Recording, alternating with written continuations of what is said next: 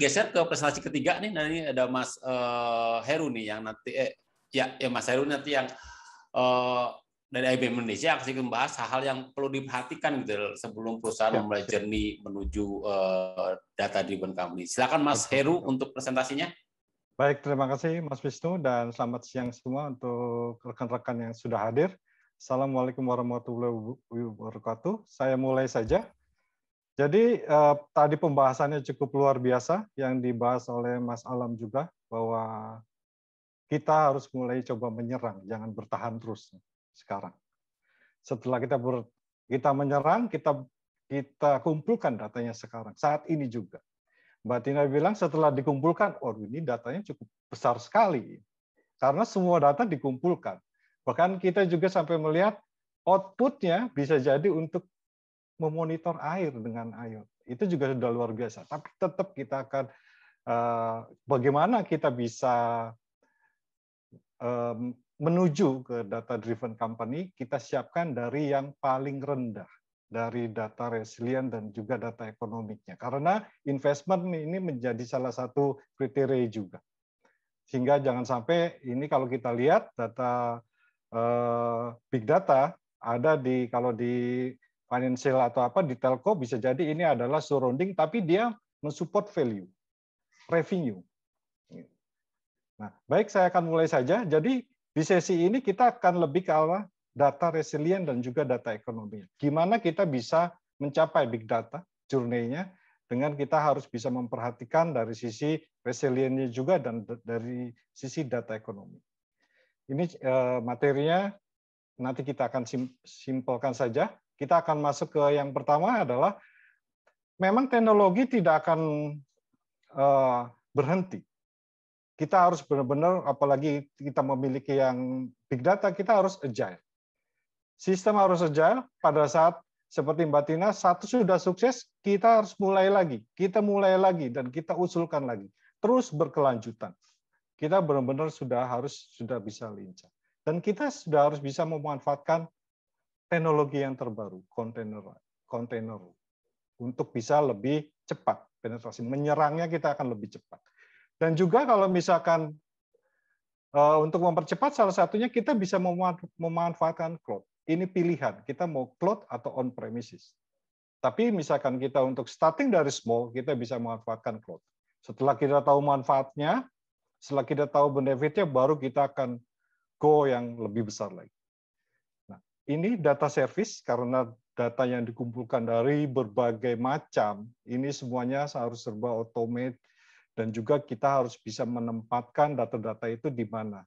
Kita mengenalnya adalah tiering storage-nya. Impact-nya terhadap apa? Terhadap investment dan economic data. Yang mesti diperhatikan juga, pada saat kita sudah menyiapkan data, dan data itu menjadi single of truth, lebih sangat penting lagi, kita harus bisa menjaga datanya. Data resiliennya seperti apa. Datanya stay always on, karena setelah satu selesai, ini akan ada proses lain untuk melakukan produk-produk yang baru. Tapi tetap dia akan melihat, akan menghitung, akan menggunakan data-data yang sudah ada. Resiliennya apa? Jadi seberapa cepat sistem itu, data itu bisa terrecover. Apa impact-nya? Atau data resilient itu apa penyebabnya? Banyak faktor, bisa jadi bencana alam, banjir, badai, kebakaran. Ini kita tidak bisa abaikan untuk case-case seperti ini. Karena apa? Data menjadi single of truth dan juga sebagai supporting dalam pencapaian revenue satu perusahaan. Sehingga dia menjadi sangat penting untuk kita jaga. Next-nya, ini harus kita awasi. Bencana-bencana ini tidak hanya dari bencana alam, tetapi ada juga dari human error. Ini juga harus kita bisa proteksi. Yang terbaru adalah adanya ransomware. Beberapa company di worldwide ini rela willing untuk membayar ke si attacker itu sejumlah uang untuk bisa terbebas dari ransomware. Ini juga harus kita bisa antisipasi untuk ke depannya. Next-nya, apa yang kita hindari? Karena yang kita hindari adalah terjadinya downtime. Karena setiap downtime itu akan menyebabkan satu cost atau kerugian. Ini kita ambil dari Statista 2020, surveinya 98% downtime itu merugikan sampai dengan 100.000 US dollar. 34% bahkan bisa mencapai 1 juta US dollar per jamnya. Bayangkan kalau misalkan sistemnya ini downtime-nya cukup lama. Nah, gimana si data resilient ini bisa mengeliminating atau memperpendek waktu downtime-nya sehingga apa? Kerugiannya semakin kecil. Ini yang kita perlu persiapkan. Pada saat kita setelah mempersiapkan itu, sudah siap, kita siap menyerang, kita juga harus mempersiapkan pertahanan, jangan sampai downtime ini terjadi. Kita akan lanjut. Nah, untuk mencapai itu, ada beberapa pertanyaan-pertanyaan yang harus kita pahami oleh diri kita masing-masing, oleh satu company. Seberapa sih, misalkan kita tidak mau sistemnya tidak bisa diakses, dalam waktu berapa lama kita boleh downtime? Atau yang lebih signifikan, misalkan, nggak sengaja ternyata orang ada numpain air ke dalam servernya, sehingga sistemnya berhenti. Nah, kalau misalkan data sistemnya tidak bisa diakses, data centernya tidak bisa diakses, kita boleh mentolerate berapa menit. Dan itu adalah pertanyaan-pertanyaan terhadap diri kita atau company masing-masing yang tentu akan berbeda. Dan pada saat perbedaan ini baru kita definisikan kita ada di posisi yang mana untuk data resilient. Apakah di hot, apakah di warm, atau di cold. Ini akan menentukan teknologi yang akan diterapkan untuk bisa mengamankan data yang menjadi single of truth dan bisa menjadi supporting dalam pencapaian revenue. Ini, jadi kita setelah kita tahu seperti apa kebutuhan kita, SLA-nya, berapa boleh downtime, berapa lama boleh downtime, kita mapping ke kita ada di posisi yang mana. Di hot, warm, dan cold. Salah satu contoh penerapannya, ini sebenarnya tidak berlaku hanya untuk big data. Ini untuk semua sistem yang memang dia berhubungan dengan customer. Ada baiknya kita memiliki masing-masing SLA dari tiap sistemnya, yang bisa jadi akan berbeda-beda.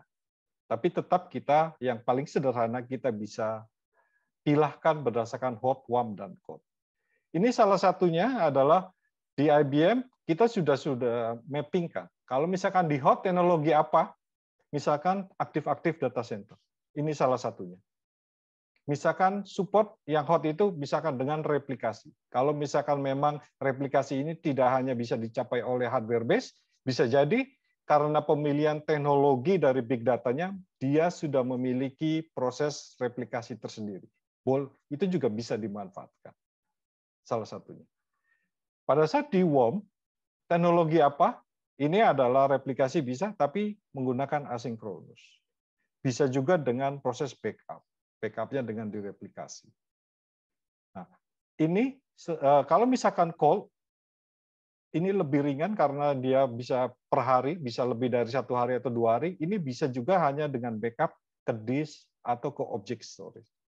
Pemilihan ini itu sangat penting terhadap investment dan juga data yang akan kita kumpulkan itu ya, yang pastinya akan cukup besar pada saat kita ngomongin dengan data driven company atau kita ngomongin big data. Ini kita sudah coba mappingkan. Ini adalah data resilient, kita harus bisa memiliki dan kita bisa memetakan di mana posisi dari sistem yang kita akan set up, kita akan buat, ataupun yang sudah ada. Kita bisa pilih dan kita bisa masukkan. Sehingga kita tahu apa yang harus kita persiapkan untuk mengamankan data, terutama dari data resilient-nya. Setelah kita tahu data resilient, kita akan kembali, ini salah satu contoh saja, fitur-fitur yang benar-benar bermanfaat. Kalau misalkan mau menggunakan teknologi dari storage base, sebenarnya kita ada aktif-aktif data center, ini untuk meningkatkan SLA. Jadi kalau satu data center offline, ini bisa langsung otomatis menggunakan set yang kedua untuk recover-nya tanpa ada downtime. Dan juga kalau misalnya menggunakan replikasi, ini teknologinya di dalamnya sudah ada bandwidth shaper atau bandwidth compression, sehingga akan lebih mereduce dari capacity. Dan teknologi sekarang di dalam disknya itu sudah ada teknologi kompresi itu dan enkripsi, terutama untuk yang menjaga security. Ini enkripsi itu sudah ada teknologinya dibenamkan ke dalam masing-masing disknya. Bukan di dalam storage-nya, tapi disknya juga sudah memiliki fitur. Bahkan di dalam disknya ini sudah memiliki redundansi chipnya, sehingga kalau secara lifetime dia akan lebih panjang, karena kalau ada satu chipnya di dalam disknya itu yang rusak, dia tidak langsung di-mark sebagai failure. Itu salah satunya. Yang kedua, kita bisa menerapkan safeguard copy, atau karena ini kita bisnis itu tetap harus seberapa lama kita bisa survive dan kita bisa kembali online. Kita bisa asumsikan misalkan kita ambil take snapshot di jam-jam tertentu. Misalkan jam 6, 9, 12, 15, ini salah satu fitur, 18, dan juga di jam misalkan jam 19 datanya corrupt atau kena ransomware atau kena virus atau sistemnya offline. Datanya ini yang corrupt. Kita bisa kembali ke certain waktu tertentu sampai dengan datanya itu bagus. Misalkan ini ternyata kopi yang ketiga, data yang jam 12 ini yang bagus. Kita bisa gunakan. Tanpa perlu kita menggunakan DR-nya. Kita maksimalkan dulu yang ada di primary-nya. Kalau kita bisa kembalikan datanya, kita bisa akan lebih cepat. Dan ini adalah kopiannya adalah datanya ini immutable. Jadi tidak bisa sembarangan orang untuk bisa menghapus data ini. Dan ini tidak terekspos. Ini adalah salah satu fitur dari storage yang bisa meningkatkan data reliability. Dan juga bisa digunakan untuk backup. Next-nya adalah pada saat kita membuild satu sistem big data, tentu adalah dari data ekonomi.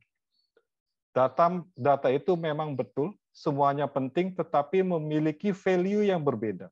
Misalkan data yang baru, 30 hari, kita akan tempatkan dia di disk yang paling cepat. Karena biasanya lebih banyak diakses dan lebih banyak diolah. Tetapi setelah data itu selesai diproses, kita turunkan levelnya ke disk yang bisa jadi SSD atau SAS atau SATA.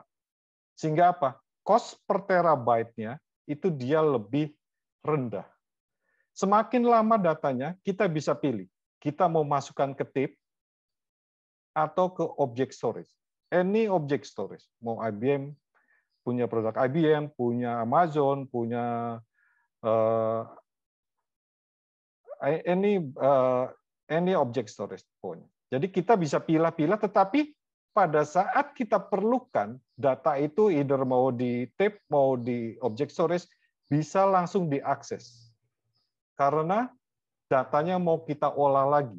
Kita akan lakukan training lagi, kita lakukan produk baru. Sehingga semua datanya ini bisa diakses, walaupun berbeda lokasi penyimpanan. User, aplikasi nggak perlu tahu datanya itu disimpan di mana. Karena lebih ke arah ke data ekonomi. Ini kita menggunakan software defined storage dari IBM menggunakan Spectrum Scale. Dan Spectrum Scale ini tidak hanya bisa melakukan tiering, tetapi secara protokol output ini bisa bermacam-macam. Bisa menggunakan NFS, bisa menggunakan SMB, bisa koneksi ke Hadoop, bisa koneksi ke object storage, dan yang terpenting adalah karena yang disiapkan datanya itu menjadi single of truth dan juga bisa menjadi compliance, nanti dia akan di waktu yang mendatang, kita perlu menyiapkan datanya, itu pertama adalah dengan enkripsi. Dan kita tingkatkan menjadi immutability, datanya tidak bisa dihapus. Karena data itu menjadi single point of truth. Jangan sampai data originalnya, masternya bisa diupdate juga, sehingga sudah bukan single of truth lagi, karena dia bisa dimanipulasi. Kita bisa set datanya itu menjadi immutable, tidak bisa dihapus. walaupun kita login misalkan sebagai human error, kita login sebagai root, kita akan hapus datanya. Ini tidak bisa.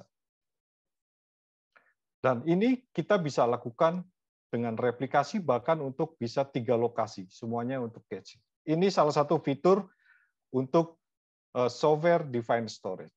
Bagaimana kita bisa mencapai data ekonomik dengan meminimalkan investment. Sehingga tujuan dari biasanya bisnis dan IT ini suatu yang bertolak belakang. Wah, investasinya mahal, belum tahu. Nah, gimana kita bisa mengakomodasi itu? Kita dari IBM sebagai teknologi provider, kita sudah siap untuk melakukan resilient, mendukung dari pencapaian big data itu dengan data ekonomik juga kita bisa akan support. Dan secara garis besar, portfolio IBM Storage kita mulai dari hardware, mau kita dari block storage, kita mau unstructured data, object storage, dan juga ini spectrum scale. Ini adalah software defined storage, bermacam software defined storage. Kita juga sudah ada, bahkan kita bisa menggunakan tip library itu untuk penyimpanan extension data. Jadi datanya itu bisa langsung diakses. Tip library juga kita mulai dari 1 sampai 128 tip drive dengan ribuan cartridge di dalamnya, dan itu bisa langsung diakses. Itu saja, Mas Wahyu. Jadi dari saya sebagai IBM provider, kita siap membantu pada saat customer mau journey menuju data-driven company. Silakan, Mas Wahyu. Oke, terima kasih Mas Heru atas sharingnya. Berarti memang kira-kira perusahaan juga perlu mengidentifikasi itu ya dari bisnis resilience, data resilience-nya gitu. Berapa lama mereka bisa mengakomodasi misalnya kalau terjadi terjadi data yang tidak bisa diakses, segala macam itu harus ada definisi. Itu setelah itu bisa mendefinisikan storage apa yang tepat. Betul. Teknologi apa yang tepat sebenarnya? Oke, teknologi apa yang tepat? Sesuai dengan SLA yang mereka sepakati. Itu mungkin. Ya, terima kasih. Berarti memang untuk menjadi data driven company harus diperhatikan data resilience juga dari data economics-nya. Oke, terima kasih Mas Heru atas sharing-nya.